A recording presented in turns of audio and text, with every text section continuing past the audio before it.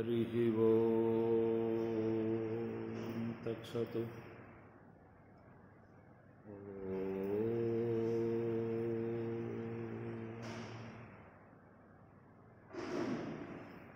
गुरुर्ब्रह्मा गुरुर्विष्णुः गुरुरेव महेश्वरः गुरुसाक्षात् परब्रह्म तस्मै श्रीगुरवे नमः।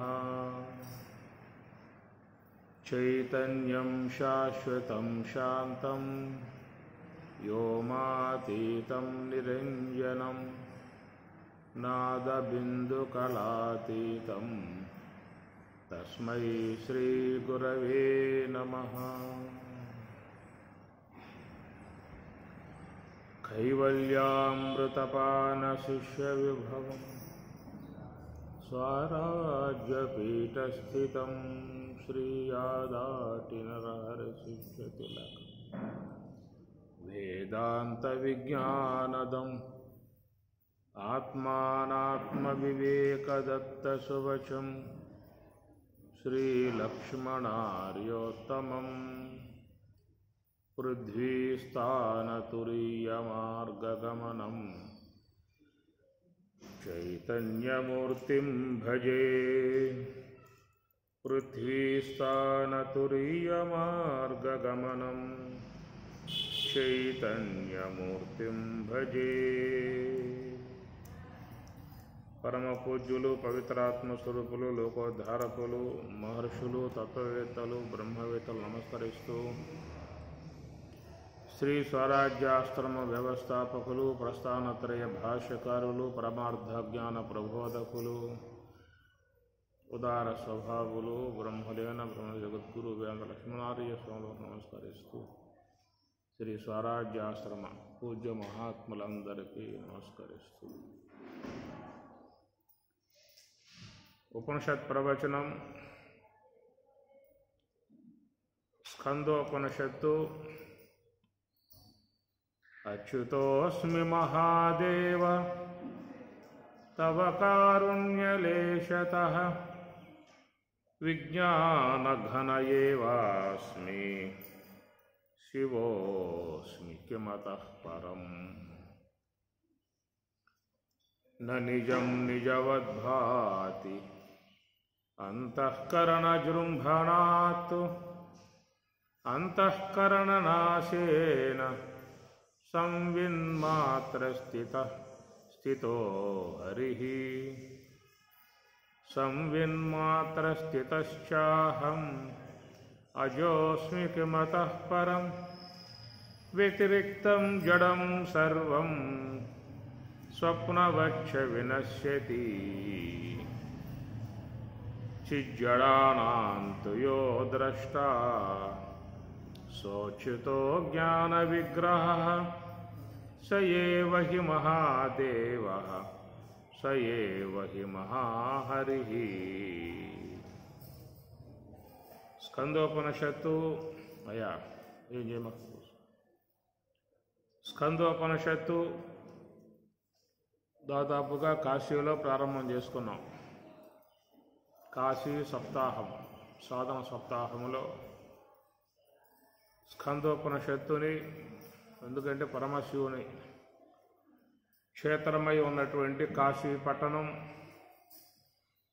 అక్కడ పరమశివుణ్ణి కొనియాడుతూ పరమశివుణ్ణి ప్రార్థిస్తూ స్కందుల వారు తన కుమారుడగు సుబ్రహ్మణ్య స్వామి పరమశివుని అనుగ్రహముతో ఈ యొక్క స్వరూప అనుభవాన్ని పొందటం జరిగిందో అట్టి అనుభవాన్ని గురించి పరమశివునికి కుమారస్వామి నివేదించుకుంటూ ఉన్న సందర్భం కాబట్టి ఇది కాశీ యందు మనం స్కందోపనిషత్తును ప్రారంభం చేసుకున్నాము. అక్కడ అచ్యుతోస్మి మహాదేవ తవ కారుణ్య లేశతః విజ్ఞానఘనః ఏవాస్మి శివోస్మి కిమతః పరం న నిజం నిజవద్భాతి అంతఃకరణజృంభణాత్ అంతఃకరణనాశేన సంవిన్మాత్రస్థితః హరిః. ఈ రెండు శ్లోకాల మీద నడుస్తూ ఉన్నటువంటి విధానము ముఖ్యంగా కాశీలో అంతఃకరణ జృంభణాత్, అంతఃకరణ జృంభణము, అచ్యుతోస్మి అన్న పదాల మీద చర్చించుకోవడం జరిగింది. ఇదే అంశాన్ని డిసెంబర్లో మనం ఏర్పాటు చేసుకున్నటువంటి సాధన సదస్సులో అప్పుడు కూడా దీని విషయమై మరి విశ్లేషించుకోవటం జరిగింది. అప్పట్లో మనం అస్మి, శివోస్మి, అస్మి అనే పదాల మీద అస్మి, అసి అన్నటువంటి అంశాల మీద అప్పట్లో కొంత విషయాన్ని విశ్లేషించుకోవడం జరిగింది. ఉపనిషత్తులు కనుక వాటిల్లో చాలా అంశాలు దాగి ఉన్నటువంటి విధానము, వాటిని మనం జాగ్రత్తగా చూడగలిగితేనే దాని ఉన్నటువంటి భావం మనకు గోచరించే అవకాశం ఉన్నది అనేటువంటి విషయం మీద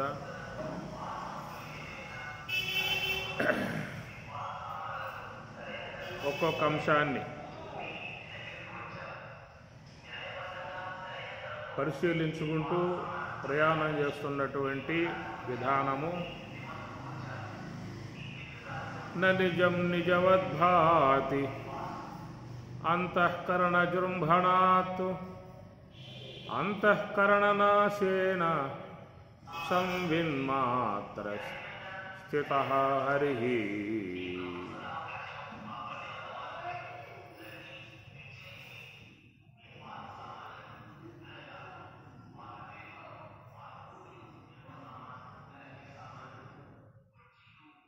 నిజం నిజవద్భాతి అంతఃకరణ జృంభణాత్ నా నిజం నిజవద్భాతి నా నిజం.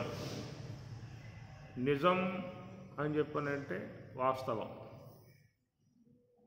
వాస్తవముగా ఉన్నటువంటి అంశాన్ని నిజం అంటాం. వాస్తవం కానటువంటి దానిని నా నిజం, అది నిజం కాదు అంటారు. నిజం అని చెప్పనంటే సత్యం అన్న దానికి దగ్గరగా ఉన్నటువంటి అంశాన్ని నిజం అంటారు. సత్యం అసత్యం అనేది కూడా నిజం నా నిజం. నిజం అంటే సత్యము అని దాని దగ్గరగా ఉండే అంశం అది. వాస్తవం, నిజం అంటే వాస్తవం. నా నిజం అంటే అబద్ధం, వాస్తవం కాదు అబద్ధం అంటాం. కాబట్టి ప్రకారంగా మనం ఏది దర్శిస్తూ ఉన్నామో ఈ దర్శించేటువంటివన్నీ కూడా నిజం కాదు అనేటువంటి మాట. ఈ నామరూపాత్మకమై గోచరించేటువంటి జగత్ అయితే ఉన్నదో ఇది వాస్తవం కాదు. మనం వాటి విషయంలో వాస్తవము అనేటువంటి భావంతోనే జీవిస్తూ ఉన్నాం. మన జీవితకాలం కూడా మొత్తం వినియోగించి దానికోసంగానే పాటుపడుతూ ఉన్నాం. చివరికి ఏమిటి అని చెప్పిన పర్యవసానం వాటిని వదిలిపెట్టి వెళ్ళిపోవాల్సి ఉంటుంది. మనం ఉండగా మన ముందే అవి వెళ్ళిపోయేవి చాలా ఉన్నాయి. మనం ఉండగానే మన ముందే, మన కళ్ళ ముందే అవి సాగిపోతూ ఉన్నాయి, కాలగర్భంలో చేరిపోతూ ఉన్నాయి. మనం ఉండగానే మన ముందే వెళ్ళిపోయేవి చాలా ఉన్నాయి. అవి ఉండగానే మనం కూడా సెలవు పుచ్చుకొని వెళ్ళిపోయే విధానం మనతో కూడా ఉన్నది. మనం నిజం కాదు. మనం అంటే ఈ యొక్క భౌతికముగా ఈ యొక్క శరీరం అనేటువంటి యొక్క అంశం ఉన్నదో ఇది కూడా నిజం కాదు, పరిణామశీలమై ఉన్నది. ఏదో ఒక పూట ఇది వెళ్ళిపోతుంది. ఎంత బాగా చూసుకున్నా, ఎంత బాగా దాన్ని కాపాడుకున్నా, ఎన్ని విధాయకాలుగా దానిని రక్షించుకోవాలనే ప్రయత్నం చేసినా ఉండదు. అందరూ శక్తి కొలది దాన్ని కాపాడుకోవటానికే శ్రమ చేస్తూ ఉన్నారు. ఎన్ని చేసుకున్నా కానీ అది వెళ్ళిపోయేదే, ఉండేది కాదు. అనగా ఈ దేహము కానీ, మనతో ఉన్న దేహాలు కానీ, మనతో ఉన్న వస్తువులు కానీ, ఇవన్నీ కూడా ఏదో ఒక పూట కనుమరుగై వెళ్ళిపోయేటువంటివి, పరిణామశీలమై ఉన్నటువంటి వస్తువులు. కాబట్టి ఇక్కడ నిజం నిజవద్భాతి, నిజం అది వాస్తవం కాదాయా, నీకు వాస్తవం అనేటువంటి భ్రమలో అవి నీకు గోచరిస్తూ ఉన్నాయి. కనుక అది ఏంటంటే అంతఃకరణ జృంభణ, అంతఃకరణం లోన ఉన్నటువంటి అంతఃకరణం యొక్క జృంభణము, దాని యొక్క ప్రభావంతో ఈ విధముగా అవాస్తవమై ఉన్నటువంటి వాట్లను వాస్తవము అనేటువంటి విధానంగా నీకు అది చూపిస్తూ ఉన్నది అన్నారు. దాన్నే భ్రాంతి అని చెప్పిన అన్నారు. నిజం అనే దానికే మరొక పదం భ్రాంతి. అది భ్రాంతి అని చెప్పనంటే ఉన్నది ఒకటైతే మరొక రకంగా చూసేటువంటి యొక్క దానిని భ్రాంతి అంటారు. భ్రమ, ఈ భ్రమ సంబంధమైన ఉన్నటువంటి జ్ఞానానికి భ్రాంతి జ్ఞానం అని చెప్పిన అంటారు. భ్రమ అంటే అవాస్తవం, నిజం అవాస్తవం, దానిని భ్రమ అంటారు. కాబట్టి ఇది కేవలం భ్రాంతి అన్నారు. మనం జీవిస్తుంది దేంట్లో అంటే భ్రాంతిలో జీవిస్తూ ఉన్నాం. అవాస్తవమై ఉన్నటువంటి వాటి విషయంలో ఉన్న ఆయువంతా కూడా వాటి కోసంగానే వినియోగిస్తూ ఉన్నాం.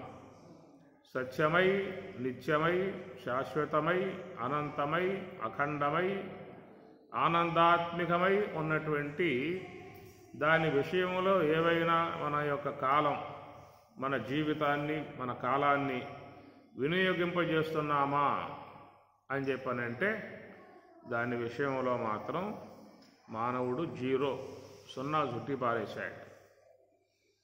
సత్యమై, నిత్యమై, శాశ్వతమై, అనంతమై, అఖండమై, వాస్తవమై ఉన్నటువంటి మరి పారమార్థిక బ్రహ్మము యొక్క విషయంలో ఏదైనా ఒకంత ప్రయత్నం చేస్తున్నామా అని చెప్పనంటే ఏమాత్రం కూడా లేదు, జీరో.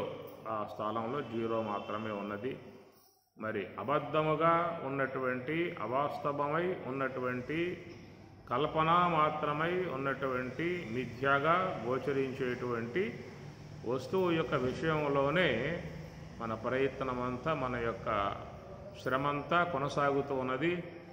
ఎందుకంటే దాని యందు నిజం నిజవద్భాతి, నిజమనేటువంటి యొక్క వాస్తవంలో అవి శాశ్వతముగా ఉంటాయి, మనల్ని కాపాడతాయి, మనతో పాటు ఉంటాయి అనేటువంటి ఒక భావన మనస్సులో చేరటం కారణంగా మన సమయమంతా కూడా ఆ వైపుకే కొనసాగుతుందే తప్ప మరి నిత్యమై ఉన్నటువంటి పారమార్థిక బ్రహ్మము యొక్క ప్రాప్తి యొక్క విషయంలో సాగటం లేదు. కాబట్టి నిజం నిజవద్భాతి, కనుక దీని భ్రాంతి అన్నారు. భ్రాంతి జ్ఞానము మిథ్యా వస్తువు చేరి అధ్యాస అంటారు. భ్రాంతి జ్ఞానము మిథ్యా వస్తువు చేరి అధ్యాస అని అంటారు. దీన్ని అధ్యాస, అధ్యాస అంటే ధ్యాస కానీ అధ్యాస. ఈ అధ్యాస అనేది స్వరూపాధ్యాస, సంసర్గాధ్యాస అని రెండు రకాలుగా చెప్పిన విషయం. మనకి స్వామివారి విషయాలు సంభాషణలు అనే దాంట్లో కూడా వారు చెప్తారు. కాబట్టి ఇది స్వరూప అధ్యాస, సంసర్గాధ్యాసలుగా మన యందు భాషిస్తూ ఉన్నది. స్వరూపాధ్యాస అంటే నేనెవరు అనే విషయం ఏమీ తెలియదు, నేనంటే దేహం అన్నదే తప్ప అంతకు మించి మరొక అంశముగా మానవునికి తెలియదు. అది దీన్ని స్వరూపాధ్యాస అన్నారు. తానెవరో తెలియకుండా పూర్తిగా మరుగై ఉన్న విధానాన్ని స్వరూపాధ్యాస అంటారు. ఎట్లా అంటే భ్రాంతికి గురైనటువంటి వాడు, భ్రాంతికి గురైనటువంటి యొక్క వ్యక్తి ఆడ త్రాడు ఉంటే ఆ త్రాడుని పాము అంటాడు. ఎందువల్ల అంటే భ్రాంతిలో ఉన్నాడు, భ్రమలో ఉన్నాడు, భ్రాంతి జ్ఞానంలో ఉన్నాడు. కాబట్టి వానికి ఏంటంటే అక్కడ త్రాడు ఉన్నా కానీ అది పాము అని చెప్పని అంటాడు. కాబట్టి ఈ ప్రకారంగా ఆ పాము అనేటువంటిది వాని యొక్క అజ్ఞానం వల్ల భాషించింది, భ్రాంతి జ్ఞానం వల్ల భాషించింది. ఆడ పాము లేదు, ఉన్న త్రాడే. అయినా కానీ వాడేమంటాడంటే అది పాము పాము అంటాడు. దాన్ని భ్రాంతి జ్ఞానము అన్నారు. అనగా భ్రాంతి జ్ఞానం అంటే అధ్యాస స్వరూపాన్ని చూడటమే దాన్ని భ్రాంతి జ్ఞానము అన్నారు. కాబట్టి అక్కడ భ్రాంతి జ్ఞానంలో ఉన్నవానికి ఏమవుతుంది, ఈ త్రాడు అన్న జ్ఞానం ఉండదు, ఇది పాము అన్న జ్ఞానం మాత్రమే ఉంటుంది. త్రాడు అన్న జ్ఞానం ఉండదు, ఇది పాము అన్న జ్ఞానమే ఉంటుంది. అట్లాగా తాను ఆత్మయి ఉండి కూడా నేను ఆత్మను అనే భావం లేదు, నేను దేహము అనే భావన ఉన్నది.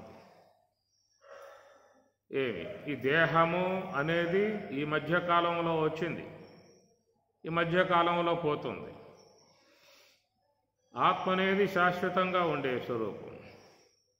కాబట్టి ప్రకారంగా మరి భ్రాంతి జ్ఞాన కారణంగా అవాస్తవమును వాస్తవము అని చెప్పనేటువంటి భావన కలిగేదే భ్రాంతి జ్ఞానము. అక్కడ త్రాడు ఉంటే వాడు పాము అన్నట్లుగా, ఇక్కడ ఆత్మ తానై ఉండగా నేను దేహము అనే భావన. అది నా నిజం నిజవద్భాతి, వాస్తవం కాని దానిని వాస్తవం అనేటువంటి భ్రమలో ఉండుట అనే అర్థము. దీనిని అధ్యాస అన్నారు. ఈ అధ్యాసనే స్వరూపాధ్యాస అన్నారు. స్వరూపాధ్యాస అంటే ఏం చెప్పుకున్నాం, త్రాడు పూర్తిగా మరుగు చేయబడి ఆ త్రాటి యందు పాము గోచరిస్తూ ఉన్నది. ఆ విధంగా ఆత్మ అనేటువంటి దాన్ని పూర్తిగా మరుగు చేయబడి ఆత్మ యొక్క అధిష్టానమునందు కేవలం భాషించేటువంటి ఈ దేహమే నేను అనేటువంటి భావంలో ఉండటమే ఇది స్వరూపాధ్యాస అనే అంశం కింద వస్తుంది. ఇట్లా అందరూ కూడా స్వరూప అధ్యాసలో ఉన్నారు. ఎవరు అంటే నేను స్త్రీని, నేను పురుషుణ్ణి, బ్రహ్మచారిని, గృహస్థుణ్ణి, వానప్రస్థుణ్ణి, సన్యాసిని, బ్రాహ్మణుణ్ణి, క్షత్రియుణ్ణి, వైశ్యుణ్ణి, శూద్రుణ్ణి, ఇట్లాగా అనేకమైనటువంటి యొక్క అంశాలు గోచరిస్తూ ఉన్నాయి. తన స్వరూపం అనేటువంటిది సత్తు చిత్తు ఆనందము. సత్యం జ్ఞానమనంతం బ్రహ్మ ఆనందో బ్రహ్మేతి విజానాత్తు. ఈయన సత్యస్వరూపుణ్ణి, జ్ఞానస్వరూపుణ్ణి, ఆనందస్వరూపుణ్ణి, వ్యాపక స్వరూపుణ్ణి, ఎప్పటికీ ఉండేటువంటి వాడిని, నాకు నాశనం లేదు, నాకు పుట్టుక చావులు లేవు అనేటువంటి యొక్క భావన లోకంలో ఎవరికి గోచరిస్తూ ఉన్నాయి? గురువు ద్వారా కొంత తత్వశాస్త్రాన్ని అధ్యయనం చేసి ఉన్నటువంటి వాళ్ళల్లో ఈ భావాలు కొన్ని వెలువడుతున్నాయే తప్ప గురువు దగ్గర సశాస్త్రీయం అధ్యయనం, శాస్త్రాధ్యయనం ఎంతమంది చేసి ఉన్నారు? కాబట్టి 100కి చూసినట్లయితే 90% పైగా అందరూ కూడా ఈ దేహ భావనలో ఉన్నటువంటి విధానమే. ఒక అద్వైత సిద్ధాంతపరంగా అధ్యయనం చేసినటువంటి వారికి మాత్రమే నేను సత్యస్వరూపుణ్ణి, నిత్యస్వరూపుణ్ణి, జ్ఞానస్వరూపుణ్ణి, ఆనందస్వరూపుణ్ణి, ఆత్మస్వరూపుణ్ణి అనేటువంటి భావన వస్తుంది తప్ప అద్వైత తత్వ విధానముగా కాకుండా మిగతా చాలా ఉన్నాయి లోకంలో సాంప్రదాయాలు. విశిష్టాద్వైతం కానీ, ద్వైతం కానీ, ఇట్లాగా మరి చాలా మతాలుగా ఉన్నటువంటి వాటిలలో కేవలం ఒక దేహ సంబంధ భావనగా గోచరించడమే తప్ప ఆత్మను, నేను బ్రహ్మమును అనేటువంటి భావన వాళ్ళకు కూడా ఉండే అవకాశం కాదు. వాళ్ళకు కూడా దేహం యొక్క సంబంధ భావనే. నేను దేహము, దేవుడు కూడా దేహము, నాకు ఇల్లు, ఆయనకు ఒక గుడి, నాకు ఒక భార్య, ఆయనకి 2 భార్యలు, నాకు కూడా ఆకలి దప్పులు ఉన్నాయి, ఆయనకి నివేదనగా చేయాలి, ఆకలి దప్పులు ఉన్నాయి కాబట్టి నాకు నిద్ర, నేను నిద్రపోతూ ఉన్నాను, ఆయన కూడా నిద్ర పౌలింపు సేవలు చేయాలి. ఇట్లాగా ఒక దేహ సంబంధ భావనలోనే భక్తితత్వం కూడా చేరి ఉన్నటువంటి విషయం అన్నమాట. కాబట్టి పూర్ణముగా నేను బ్రహ్మము అనేటువంటి భావన వాటిల్లో ఉండదు. దేహాత్మ భావన, నేను దేహము అంటాడు, దేవుడు కూడా దేహము.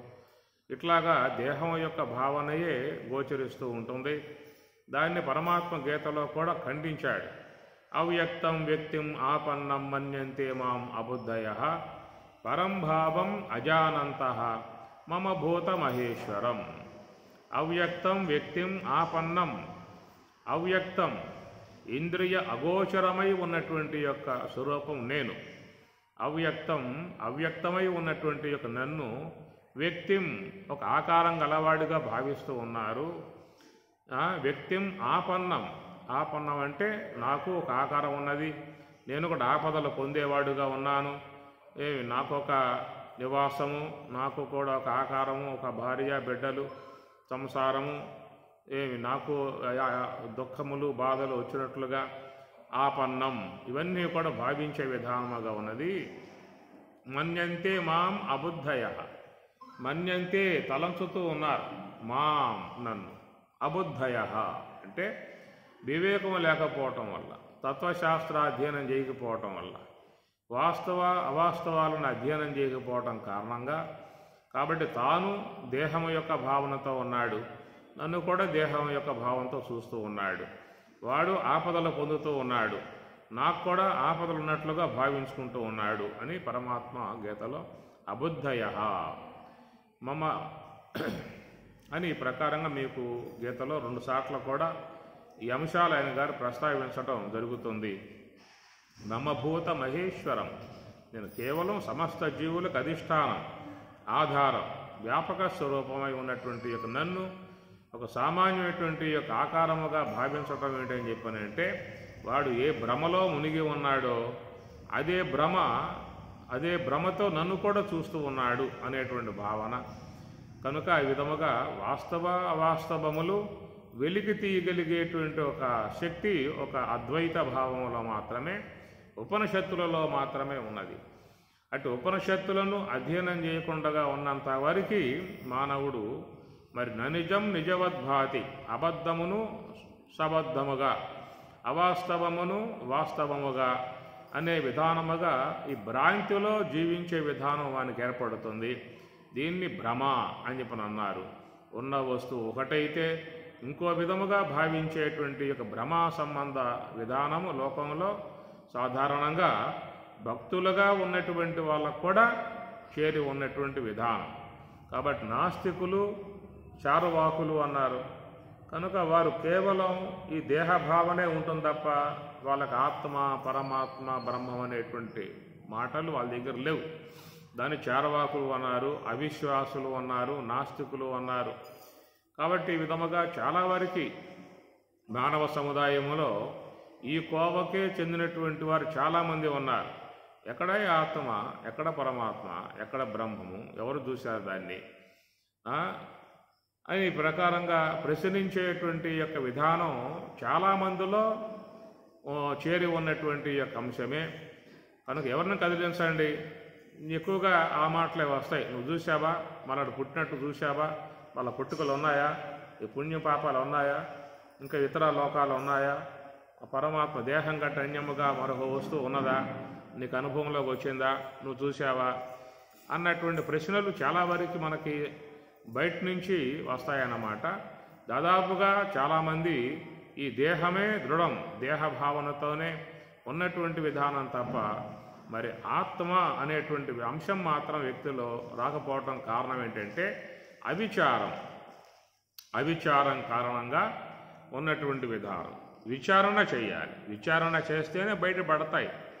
అవిచారణ వల్ల ఏ అంశము కూడా బయటకు వచ్చే అవకాశాలు లేవు.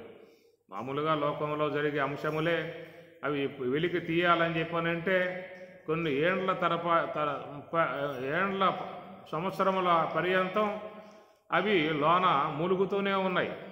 ఎన్నో సంఘటనలు మరి విచారణ విధాయకాలుగా ఇప్పటికి కూడా బయటపడకుండా ఎన్నో ఉన్నాయి. భౌతికంగా ఉన్నటువంటివే ఏది సత్యము, ఏది వాస్తవము, ఏది అవాస్తవము అనేటువంటి విషయాల మీద ప్రభుత్వములు కూడా తలమునకలై కొట్టుమిట్టాడుతూ ఉన్నాయి.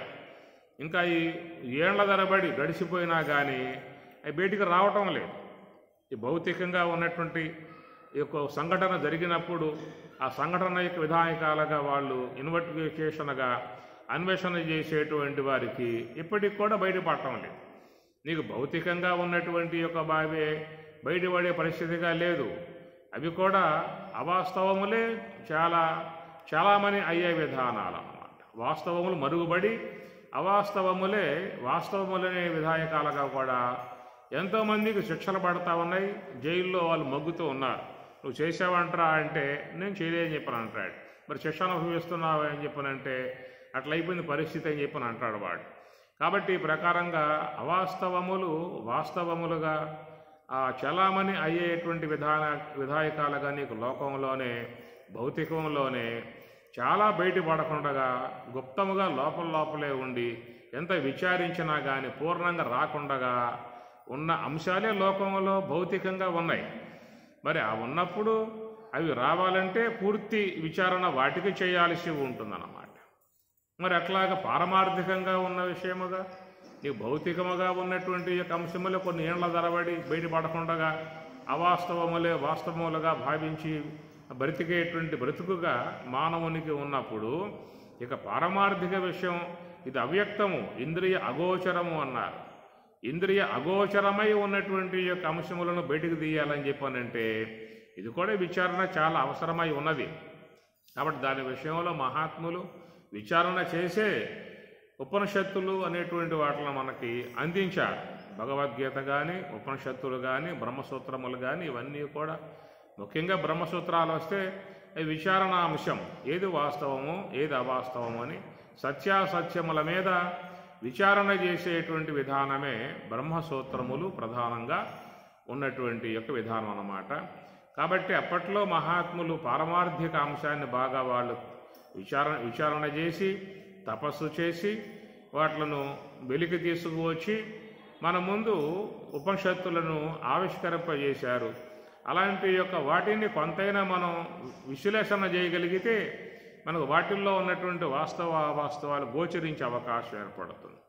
కాబట్టి ఈనాడు ఎక్కడయ్యా ఉన్నదా, నువ్వు చూసావా, నువ్వు తెలుసా, ఆత్మ ఇవన్నీ ప్రశ్నలు వేసేటువంటి వాడు ఒకసారి ఉపనిషత్తులు బాగా అధ్యయనం చేయాలి. నీకు జిజ్ఞాస ఉంటే, నీకు విముక్షత్వం ఉంటే, నీకు అపేక్ష ఉంటే అధ్యయనం చేయాలి, శాస్త్రం అధ్యయనం చేయాలి. కాబట్టి ఏదైనా ఒక విషయం వెలికి రావాలని చెప్పానంటే దేని యొక్క సంబంధమై ఉన్నటువంటి అంశం ఉన్నదో దానిని అధ్యయనం చేయాల్సిందే. ఇప్పుడు భౌతికంగా ఎన్నో ఉన్నాయి అవి నీకు తెలియాలని చెప్పనన్నట్లయితే నువ్వు దాని విషయంలో కూడా బాగా పరిశీలన చేయాలి. చేస్తేనే నీకు వాటి యొక్క విషయాలు బాగా మనస్సుకి గోచరించే అవకాశం ఏర్పడుతుంది. లేనట్లయితే భౌతికముగా ఉన్నటువంటి జ్ఞానములో కూడా అవ్యక్తంగానే ఉండేటువంటి విధానం ఉంటుంది. కనుక ఏ యొక్క వస్తువుకు ఉండేటువంటి పరిజ్ఞానం అది ఒక శాస్త్రంగా ఉన్నది. వైజ్ఞానికంగా చూసినప్పటికి కూడా ఎన్నో టెక్నాలజీగా ఎన్నో కనిపెట్టాడు మానవుడు, ఎన్నెన్నో కనిపెట్టాడు. ఒక్కొక్క దాంట్లో ఎంతో జ్ఞానం ఉందన్నమాట. నీవు కూడా అలాంటి యొక్క వస్తు స్వరూపాన్ని గుర్తించే ఉద్దేశం ఉన్నట్లయితే నువ్వు ఆ యొక్క సబ్జెక్టును నువ్వు అధ్యయనం చేయగలిగితే నీకు ఆ వస్తువు యొక్క పూర్ణముగా అవగాహన వచ్చే అవకాశం ఏర్పడుతుంది. ఒక సెల్ ఫోన్ తయారు చేయాలన్నా, ఒక ల్యాప్టాప్ తయారు చేయాలని చెప్పనన్నా, ఒక సాఫ్ట్వేర్ను గుర్తించాలని చెప్పనన్నా ఇవన్నీ కూడా నిగూఢముగా ఉన్నటువంటి జ్ఞానములే. కనుక వాటి యొక్క అవగాహన రావాలని చెప్పన్నట్లయితే నువ్వు వాటి మీద దృష్టి సారించి పరిశీలన చేసినట్లయితే నీకు అవి వెలుగులోకి వచ్చే అవకాశం ఉంటుంది. అది కేవలం భౌతిక వస్తువుల సంబంధముగా ఉన్నటువంటి జ్ఞానం అది. అవి వాళ్ళ యొక్క అభిరుచిని బట్టి వాళ్ళ అభిష్టమును బట్టి వాళ్ళు వాటిలో ఉంటారు, అధ్యయనం చేస్తారు, కొత్తవి కనిపెడతారు, కొత్త అంశాలు తీసుకువస్తారు.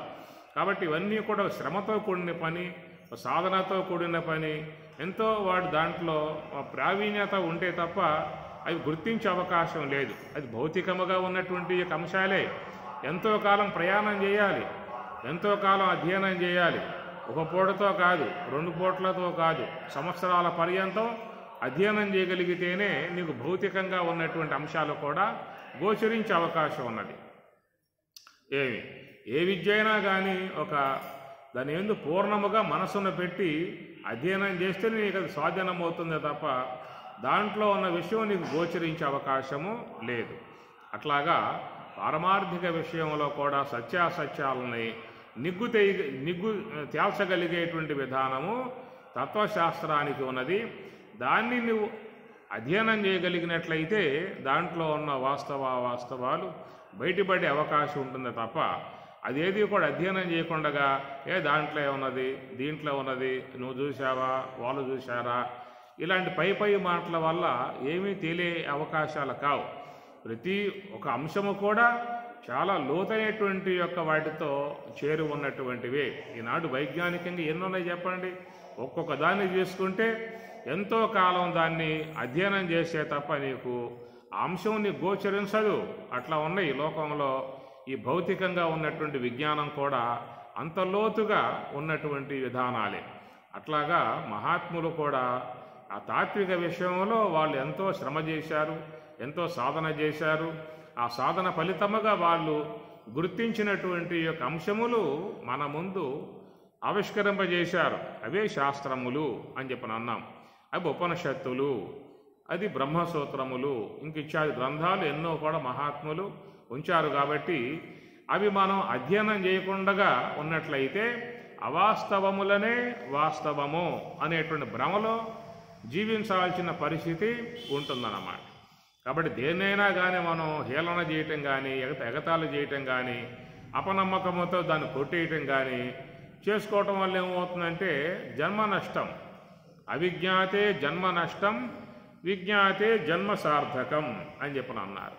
అవిజ్ఞాతే జన్మ నష్టం, తెలుసుకోకపోవటం వల్ల జన్మ నష్టమైపోతుందని చెప్పని అన్నాడు.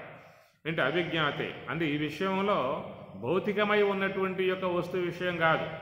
భౌతికమై ఉన్నటువంటి వస్తు విషయంలో విజ్ఞాతం తెలుసుకోవడం కారణముగా అవి నీ జీవితానికి ఉపకరించేటువంటివిగా ఉంటాయి, సుఖజీవనాన్ని పొందింపజేసేటువంటివిగా ఉంటాయి. కాబట్టి ఈ విశ్వంలో విశ్వాంతరాలలో ఉన్నటువంటి అనేకమైనటువంటి అంశాలు విశ్వంలో ఉన్నాయి. వాటిని గుర్తించడం వల్ల ఏమవుతుందని చెప్పానంటే మన జీవితాన్ని, జీవన మనుగడను ఒక సుఖకరంగా చేసుకోవటానికి అనుకూలమైనటువంటి విధానాలు ఏర్పడతాయన్నమాట. పూర్వకాలంలో విదేశాలకు పోవాలని చెప్పానంటే 4 నెలల కాలం ఆ స్టీమర్లో ఉండి ప్రయాణం చేయాల్సి వచ్చేది. అప్పట్లో పడవ ప్రయాణం, విమానములు లేని కాలంలో అప్పట్లో అందరూ కూడా విదేశాలకు పోవాలంటే ఆ స్టీమర్లో, ఆ పెద్ద పెద్ద నౌకలలో ఉండి 3 నెలలు 4 నెలల కాలం పాటు ప్రయాణం చేస్తేనే విదేశాలకు పోయే పరిస్థితి అప్పుడు ఉండేదన్నమాట. మరి తర్వాత కాలంలో ఏమైంది, ఇప్పుడు ఒక పరిశోధనాత్మకములో ఒక అంశాన్ని గుర్తించాడు, ఒక విమానాన్ని తీసుకువచ్చాడు. ఈ విమానం అంశము కూడా మీకు పురాణ కాలాల్లో ఉన్నటువంటిదే. ఆనాటి పురాణాలలో మీకు పైగా దేవతల విమానాలలో పోయేవాళ్ళని చెప్పనే విషయముగా, అట్లనే పుష్పక విమానం అని చెప్పని ఇలాంటివన్నీ ఆ కాలంలో శాస్త్రములో చెప్పబడ్డటువంటి అంశములే. వాటిని ఆసరాగా చేసుకుని ఇది ఎట్లాగా సాధ్యమవుతుందనే విషయముగా వాడి పరిశీలన తీసుకుని ఎంతో కాలం పరిశోధించగా మరి ఆ పదార్థం బయటకు వచ్చింది. 3 నెలల కాలం పాటు ప్రయాణం చేసి చేరుకునేటువంటి ఆ దేశానికి ఒక రోజులో వెళ్ళిపోతూ ఉన్నాడు. కాబట్టి ఈ విధముగా మరి ఆ వస్తువు విశ్వంలో ఉందా లేదా? ఉన్న వస్తువుకి తీసుకొచ్చింది. విమానం కానీ, ర్యాకెట్ కానీ, ఇంకా ఇవన్నీ కూడా ర్యాకెట్ అయితే మహావేగంగా పోయే విధానముగా ఉందన్నమాట. ఇవన్నీ విశ్వంలో ఉన్నాయి, విశ్వాంతరాలలో ఉన్నాయి.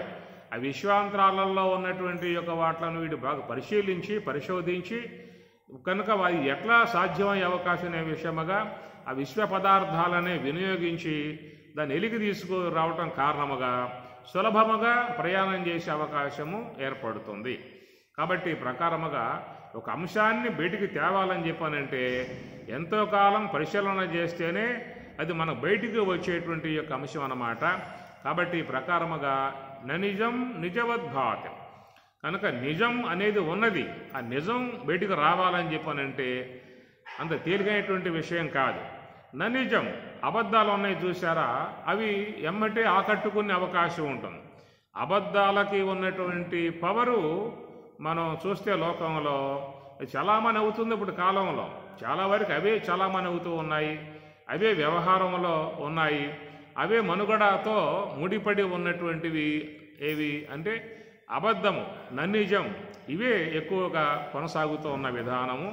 ఇలాంటి వాటిల్లో మన జీవితం గడిచింది అని చెప్పానంటే జన్మ నష్టం, అవిజ్ఞాతే జన్మ నష్టం, విజ్ఞాతే జన్మ సార్థకం అని శంకరుల యొక్క విధానము. అవిజ్ఞాతే జన్మ నష్టం, దానివల్ల ఏమవుతుందా అని చెప్పానంటే వచ్చిన జన్మ నష్టమైపోతుంది అన్నాడు. కాబట్టి మానవ జన్మ రావటం అని చెప్పానంటే అది చాలా అరుదైనటువంటి యొక్క అంశము. ఇది చాలామంది ఏంటంటే అంత లెక్కపోయి విచారించరు. అనగా ఈనాడు భౌతికముగా మనం విశ్వంలో ఇలాంటి ఆకారం కలిగి ఉన్నాము అని చెప్పానంటే ఇది రావటానికి వెనకాల ఎంత సమయం పట్టిందో అనే విషయం కూడా అది మన దృష్టికి అందేటువంటి యొక్క అంశము కాదు. ఎక్కడెక్కడ సంచరించావో, ఏ దేహాలలో సంచరించావో, ఏ సముద్రాలలో ఉన్నావో, నదులలో ఉన్నావో, ఏ అరణ్యాలలో ఉన్నావో, ఏ యొక్క జీవిగా ఉన్నావో, పురుగుగా ఉన్నావో, సింహంగా ఉన్నావో, మృగముగా ఉన్నావో, పక్షిగా ఉన్నావో, దోమగా ఉన్నావో, క్షేమగా ఉన్నావో తెలియదు, మొత్తానికి తెలియదు. అనంతకాల ప్రవాహములో ఈనాడు ఒక బిందువుగా మనం ఈ యొక్క విశ్వంలో ఈనాడు కనపడుతూ ఉన్నామని చెప్పానంటే ఓ స్వల్పకాలముగా గోచరించిపోయేటువంటి ఒక అంశం ఈ దేహం కూడా. స్వల్పకాలముగా గోచరించిపోయేటువంటి యొక్క ఈ శరీరం అని చెప్పేసి అని ఇది కాస్త పోయిందని చెప్పానంటే మరలా రావటానికి అది మన చేతుల్లో ఉన్న అంశము కాదు, మన ఇష్టానుగుణ్యముగా జరిగే అంశము కాదు, మన సంకల్పానుగుణ్యముగా జరిగే అంశము కాదు. ఇది ప్రకృతి యొక్క అంతరాలలో చేరి ఉన్నటువంటి ఒక అంశము. అది నీకు మళ్ళా దేహం ఇవ్వవచ్చు, దేహం ఇవ్వకపోవచ్చు, ఎక్కడ పడేస్తుందో, ఏ దేహంలో పడేస్తుందో, ఏ నదులలో పడేస్తుందో, ఏ అరణ్యంలో పడేస్తుందో, ఏ సముద్ర గర్భాల్లో పడేస్తుందో, ఏ దేహాల్లో పడేస్తుందో అది ఎవరికి కూడా ఊహలకు అందే విషయం కాదు. ఇక ఆ కోణంలోకి పోయినప్పుడు, ఆ జీవ ప్రవాహంలోకి పోయినప్పుడు అక్కడ నీకు విచారించడానికి అవకాశాలు లేవు. వేరే దేహాల్లోకి పోయిన తర్వాత అక్కడ కేవలం వాటిలో నిమగ్నమైపోయి ఆ ప్రాణితో అడ్జస్ట్ అయిపోయి ఆ దేహంతో తాదాత్మ్యం అయిపోయి అక్కడ జీవించుకుంటూ వెళ్ళిపోవడమే తప్ప ఎనుదిరిగి చూసుకునే అవకాశాలు లేవు, ఆలోచించుకునే అవకాశాలు లేవు, దాన్ని ఇంకా వేరే విధాయకాలుగా చూసే అవకాశాలు లేవు. అక్కడేక వెళ్ళిపోతుంది ప్రాణిక. వెళ్ళిపోయినప్పుడు ఎంత లెక్క పోతుందో, ఎంత కాలం పోతుందో, ఎన్ని శరీరాలను ధరించుకుంటూ పోతుందో, పోయి మరలా ఎప్పుడు వస్తావు అని చెప్పనేది కూడా అది ఇదమిద్దము, అది ఊహ మాత్రమే తప్ప అది వాస్తవముగా మనకి యథార్థాలుగా గోచరించే విధానాలుగా లేవు. విశ్వం యొక్క అంతరాలలో చేరి ఉన్నటువంటి విధానము ఇప్పుడు ఇక్కడ మనకున్న ఈ శరీరం అనుసరించి దీంట్లో ఉన్న వనరులు, దీంట్లో ఉన్న సౌలభ్యములను బట్టి విజ్ఞానము, సుజ్ఞానము, ప్రజ్ఞానం అనేటువంటి అంశాలతో మనం స్పష్టంగా చూస్తూ ఉన్నాం, స్పష్టంగా విచారించుకుంటూ ఉన్నాం, స్పష్టముగా మాట్లాడుకుంటూ ఉన్నాం. ఇలా స్పష్టత అనేటువంటిది ఒక మానవ తనువు యందు మాత్రమే మీకు కనపడే విధానమే తప్ప ఇంత స్పష్టముగా విచారించుకోవటం కానీ, ఆలోచించుకోవడం కానీ, నిశ్చయించుకోవటం కానీ, చేసుకోవటం కానీ ఇతర జీవులలో మీకు అది లేదు. వాటి కేవలం ఆకలియిందా భోంచేస్తాయి, కామం కలిగిందా భోగిస్తాయి, నిద్ర వచ్చిందా పడుకుంటాయి, ఇట్లా చేసుకుంటూ పోవటమే తప్ప ఆ జీవనకాల పర్యంతం ఇంత విధానముగా ఆలోచన చేయగలిగేటువంటి విధానం ఒక మానవ శరీరమునందు మాత్రమే అభివృద్ధి ఉన్నటువంటి యొక్క అంశము. కాబట్టి ఇక్కడే నీవు నిజం నిజవద్భాతి, ఏది నిజం ఏది అబద్ధం అనేటువంటి విషయముగా నిగ్గు తెలుసుకునేటువంటి యొక్క అవకాశం ఇక్కడ నీకున్నది. ఇది నీకు సహకరించే విధానముగా ఉపనిషత్తులు భగవద్గీత అనే గ్రంథాలు సహకరించే విధానంగా ఉన్నాయి. ఒకవేళ అర్థం కాకపోతే వాటిని చెప్పగలిగేటువంటి యొక్క సామర్థ్యం కలిగి ఉన్నటువంటి యొక్క తత్వవేత్తలు నీ ఎదురుగా ఉన్నారు. వాళ్ళ సహకారం తీసుకోవచ్చు, శాస్త్రం యొక్క సహకారం తీసుకోవచ్చు. దీని ద్వారా నీవు నీ యొక్క జీవితంలో ఒక పరమార్థాన్ని గుర్తించి రాబోయేటువంటి ప్రమాదాల నుంచి బయటపడే అవకాశం అనేది ఉంటుందన్నమాట. కనుక రాబోయే ప్రమాదాలని చెప్పనంటే ఎక్కడికి పోతుందో ప్రాణి, ఎక్కడికి పోతుందో జీవి, ఏ యొక్క దేహాల్లో పడుతుందో, ఎక్కడెక్కడ పడుతుందో, ఏ దుఃఖాలు పొందాలో, బాధలు పొందాలో, నానా అవస్థలు పొందాలో అది ఊహాతీతము. ఆ బాధలు చెప్పుకునే అవకాశం లేదు, ఆ దుఃఖాలు చెప్పుకునే అవకాశం లేదు, ఎవరో కూడా తీర్చే అవకాశాలు లేవు. అదే మానవ దేహంలో ఉంటే ఏదైనా పక్క వాళ్ళు ఇరుగు పొరుగు అని చెప్పని ఉంటారు. మిత్రులు, స్నేహితులు, బంధువులు, పిల్లలు ఎవరో ఉన్నారు. ఎవరో ఒకరి యొక్క వారితో విన్నవించుకుని చెప్పుకొని నీ బాధను తీర్చుకునే అవకాశం ఉన్నది, నీ ఇబ్బంది తీర్చుకునే అవకాశం ఉన్నది. ఇక్కడ నీకు ఒక సహకారం అనేటువంటి యొక్క అంశం ఉందన్నమాట. ఇతర దాంట్లో పోయిన తర్వాత అక్కడ నీవుగా అనుభవించాల్సిన అంశమే తప్ప ఏవి కూడా సహకరించే అవకాశాలు అక్కడ లేని విధానం. కాబట్టి ఈ ప్రకారంగా ఏంటంటే మంచిగా విచారించుకుని వాస్తవాలను గుర్తించి వాస్తవ స్వరూప అనుభవాన్ని పొందటానికి మంచి సదుపాయములు ఉన్నటువంటి యొక్క శరీరము దేహము. కాబట్టి అలాంటి మానవ దేహమును ధరించి ఉన్నప్పుడే నన్నిజం నిజవద్భాతి, నిజం ఏదో అబద్ధమేదో అనే విషయాలను కొంచెం మనం చక్కగా విచారించుకున్నట్లయితే కొంతవరకు మనం శ్రేయస్సును పొందే అవకాశం అనేటువంటిది ఏర్పడుతుంది. కాబట్టి ఇక్కడ నన్నిజం నిజవద్భాతి అనేటువంటి విషయంలో ఇది కేవలం భ్రాంతి జన్యమై ఉన్నటువంటి అంశముగా, ఈ భ్రాంతి అనేటువంటిది అధ్యాసకు కారణమవుతుంది. కాబట్టి ఈ అధ్యాస అనేటువంటిది స్వరూపాధ్యాస అనియు సంసర్గాధ్యాస అని రెండు రకాలుగా ఉండే విధానము. కనుక స్వరూపాధ్యాస యొక్క విధానములో నీవు కేవలం మరుగు చేయబడి నీ యందు అధ్యస్థమై ఉన్నటువంటి అంశాలే నీ గోచరిస్తూ ఉన్నాయి, అవే నీవు వాస్తవం అని చెప్పి భావించుకుంటూ ఉన్నావు. ఇది కేవలం ననిజం అనగా అబద్ధమై ఉన్నటువంటి జీవితాన్నే నువ్వు జీవిస్తున్నటువంటి విధానము. అది ఓం సహనా భవతు సహనౌ భునక్తు సహ వీర్యం కరవావహై తేజస్వినావధీతమస్తు మా విద్విషావహై. ఓం శాంతి శాంతి శాంతి. హరి ఓం తత్సతు. శ్రీ గురుభ్యో నమః. హరి ఓం.